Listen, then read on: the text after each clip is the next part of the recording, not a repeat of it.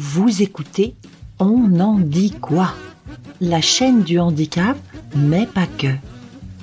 Un podcast qui dépoussière allègrement les questions de différence, de hors normes, d'extraordinaire, de baroque et de biscornu, pour tous les allumés du bocal et les autres. Bienvenue dans ce nouvel épisode qui décoiffe. C'est parti!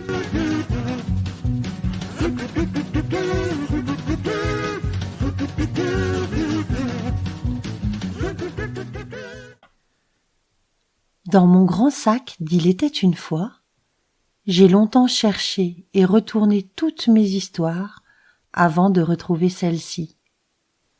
Elle est là, regarde, un peu peureuse, à moitié froissée, comme cachée, pour ne pas qu'on la raconte. Mais une histoire est faite pour être racontée, même si elle est toute petite, toute fragile. Alors, pour ne pas l'affoler plus encore, je caresse doucement les mots, les lettres emmêlées, les chapitres, les dessins et les sourires qui la composent. Je la rassure, je chuchote à son oreille des mots magiques, et je la prends tout doucement au creux de ma main. Elle est là, elle ne tremble plus. Elle veut bien que tu l'écoutes sans faire de bruit. Tu es prêt ? Je vais te raconter l'histoire de Mathis et de sa fée Bancal. Mathis a 14 ans. Une longue mèche brune devant des grands yeux sombres, une peau laiteuse et blafarde, un corps plutôt sec, anguleux, et de longs doigts qui font immédiatement penser à ceux d'un pianiste. Mais Mathis n'est pas pianiste, il n'est rien, il ne vaut rien. Son corps maigre habillé de gris l'encombre, et sa seule amie est la solitude. Mathis n'aime pas les autres, ou plutôt les autres lui font peur. Au bahut, il erre en rasant les murs dans les couloirs entre deux salles de cours, la tête baissée sur ses éternelles baskets noires. Aucun prof, aucun élève, aucune matière ne trouve grâce à ses yeux. La crainte dans son crâne est trop bruyante, trop intense pour qu'il réussisse à s'intéresser à autre chose. Et à la récré, c'est pire.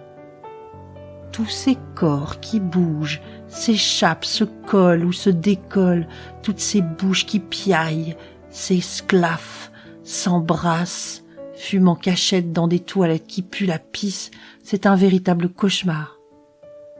Depuis sa naissance, Mathis subit ce monde de bruit, de lumière, de violence, de couleurs vives, de culture inutile et de chamaillerie perpétuelle. Il le sait, ce monde n'est pas fait pour lui.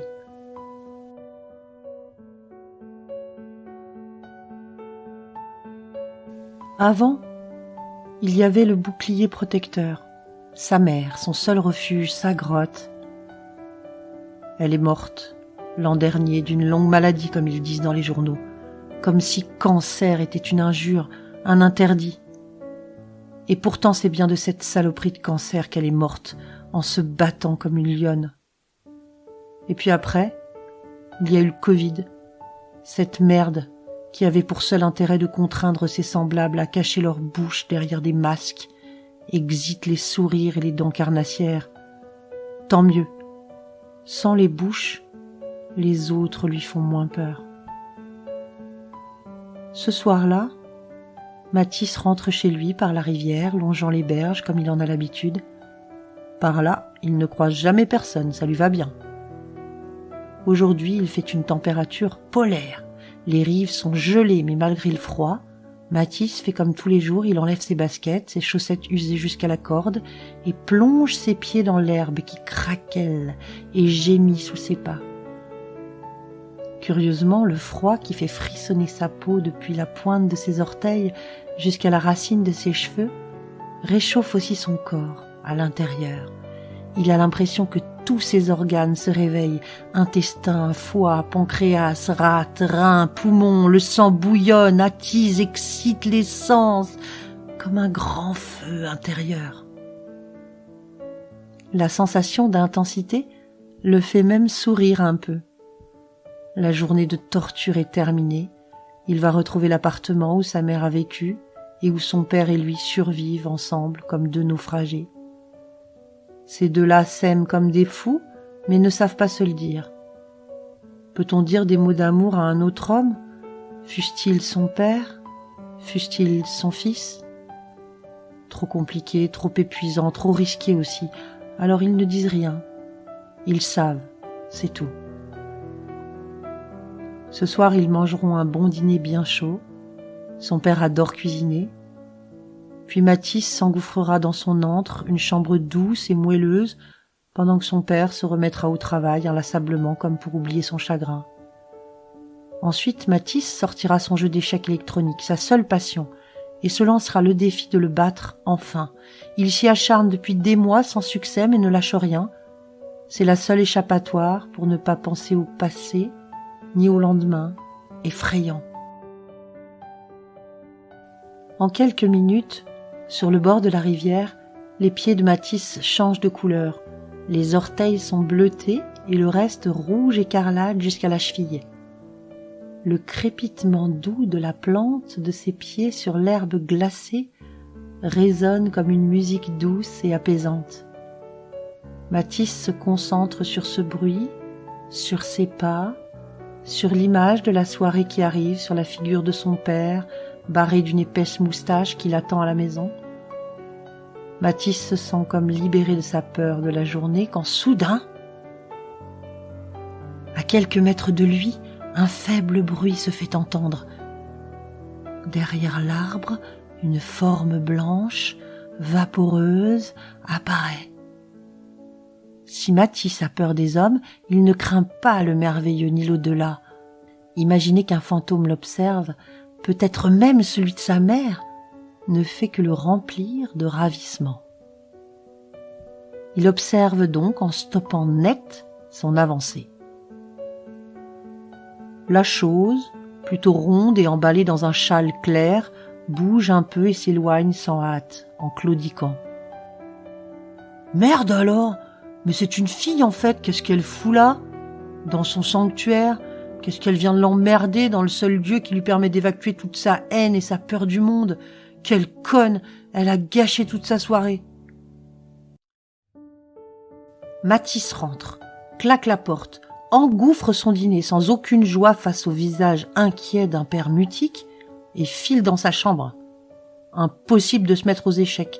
La forme blanche de cette grosse fille moche le hante. Il s'écroule sur son lit et s'endort, tout habillé. Plusieurs jours passent et l'habitude reprend. L'enfer des autres en journée, la rivière, puis le calme routinier des soirées, aucune surprise, aucun élan non plus. Mais le vendredi suivant, la chose est de nouveau là, au même endroit ou presque. Un arbre n'est pas si différent d'un autre. Cette fois, derrière la mèche sombre qui cache ses grands yeux, Mathis fixe la fille. Elle est rondelette, cheveux châtains, une tresse épaisse, un peu ébouriffée lui descend le long du dos. Elle n'est pas si moche, ni vraiment belle non plus, banale quoi. Comme la fois précédente, elle se retourne et s'en va en boitant, sans dire un mot, lentement. Son pas est comme une danse. Ses cuisses émettent un léger chuintement en effleurant les pans du châle clair. Mathis rentre, mange, embrasse son père, se brûle sous la douche et se couche en pensant à cette apparition. Mais c'est qui cette nana, nom de Dieu? Et qu'est-ce qu'elle fout là? On dirait qu'elle m'attend, ça m'énerve! Plusieurs jours passent encore et rien. Mais cette fois, Mathis est sur le qui-vive. Elle va revenir, c'est sûr, et ça le gonfle grave, sans deck. Le vendredi suivant, au retour du bahut, sur le bord de la rivière, elle est là. Il n'a pas envie de la voir, il a envie de lui dire, mais non, il n'a pas envie de lui parler non plus. Il a juste envie de gueuler, de tirer sur sa tresse, de l'obliger à partir avec son anomalie congénitale et sa tronche de pomme. Il en a marre de cette fille, marre de son châle. Qui met un châle encore à notre époque? Elle n'a pas un vrai blouson d'hiver, cette folle. Tout en vociférant dans sa tête, Mathis remarque tout de même que la fille n'est pas près d'un arbre aujourd'hui. Elle est au bord de l'eau glacée et regarde l'onde noire hivernale. Pourquoi a-t-elle bougé? Qu'est-ce qui a changé? Elle va pas sauter au moins? Retour de la peur, sans un mot.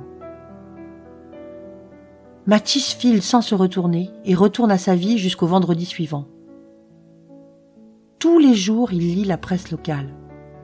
Mais personne ne signale la disparition d'une adolescente et aucun corps n'est retrouvé baignant dans l'eau vaseuse de la rivière. Ouf.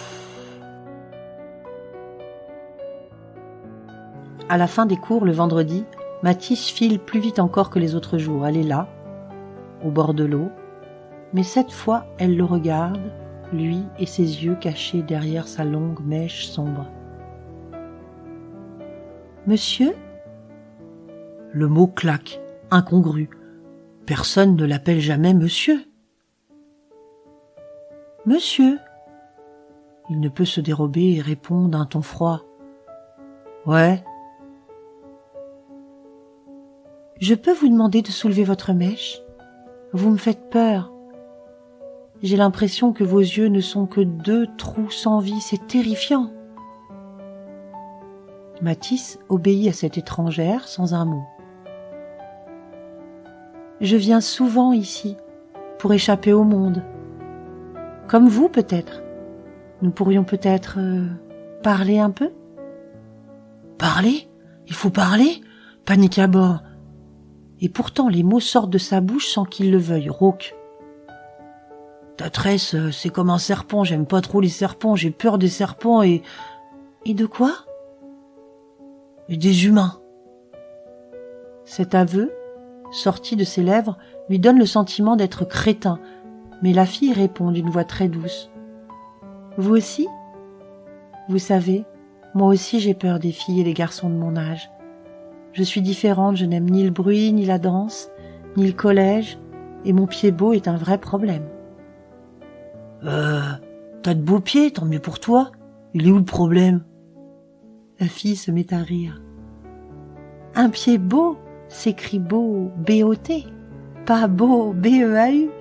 C'est une malformation de naissance qui m'oblige à porter des chaussures énormes et me fait boiter. » Mathis se dandine d'un pied sur l'autre. Bon, ok, elle est handicapée la meuf, mais bon, il y peut rien lui, non? C'est drôle, reprit la fille. À part cette mèche bizarre sur vos yeux, vous ne me faites pas peur, j'ai l'impression qu'on se ressemble. À part les pieds, bien sûr.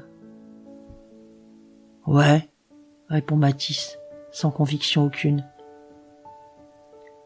La fille s'approche, ne dit plus un mot, attrape la main de Mathis et le regarde bien en face.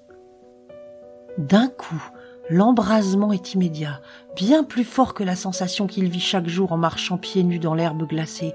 C'est fulgurant, éblouissant. La gorge de Mathis se serre, il étouffe, suffoque, sa tête tourne, son corps vacille. À la limite de l'évanouissement, il arrive à lancer. « Dis-moi, comment as-tu fait pour vaincre ta peur des hommes, venir vers moi, me parler ?» La jeune fille, soudain souriante, répond. « Je n'ai pas eu le choix. Moi qui suis bancale, j'avais pour seule béquille mon père, et il est décédé l'an dernier dans un accident de la route. Il était ma barre, mon safran, mon gouvernail. J'ai failli mourir. Mais tout en moi voulait vivre. Alors je me suis relevée de ma peine, j'ai soutenu ma mère, j'ai ouvert les yeux sur ce monde qui me terrifie tant, et j'ai commencé à vivre pour moi, en assumant mon handicap et toutes mes différences. Les autres s'habillent avec des Nike et des blousons fluo, moi je porte ce châle, qui est le dernier cadeau que m'a fait mon père avant de mourir.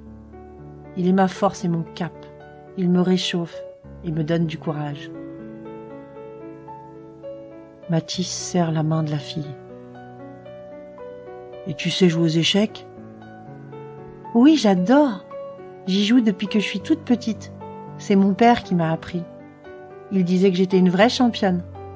À la fin, je réussissais à le battre, presque à chaque fois. » Entre chien et loup, les deux corps adolescents se mettent alors en route, l'un chaloupant et l'autre vacillant d'avoir été piqué par le venin délicieux d'un serpent aux beaux pieds. L'histoire de Matisse et de sa fée bancale est librement inspirée d'une rencontre réelle, celle de Matisse et Léa. Depuis plus de 15 ans que leur amour dure, Matisse apprend à gérer ses troubles autistiques avec cette fée particulière à ses côtés. Un chemin parsemé de creux et de bosses car la vie de Matisse ne sera jamais un long fleuve tranquille. L'autisme n'est pas une maladie. On ne peut ni soigner ni guérir de l'autisme.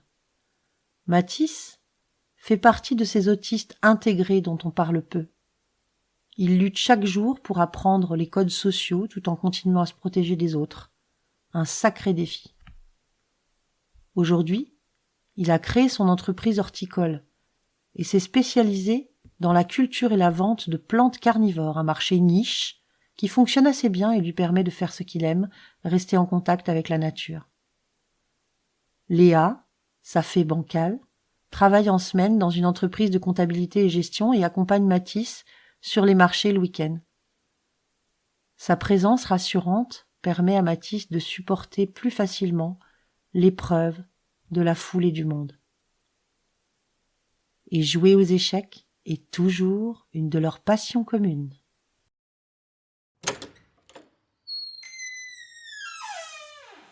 C'est tout pour aujourd'hui, ne pleurez pas, je reviens très vite. Pensez à vous abonner mes petits extras, à mettre plein de belles étoiles et commentaires pour que grâce à vous, notre podcast soit mieux référencé.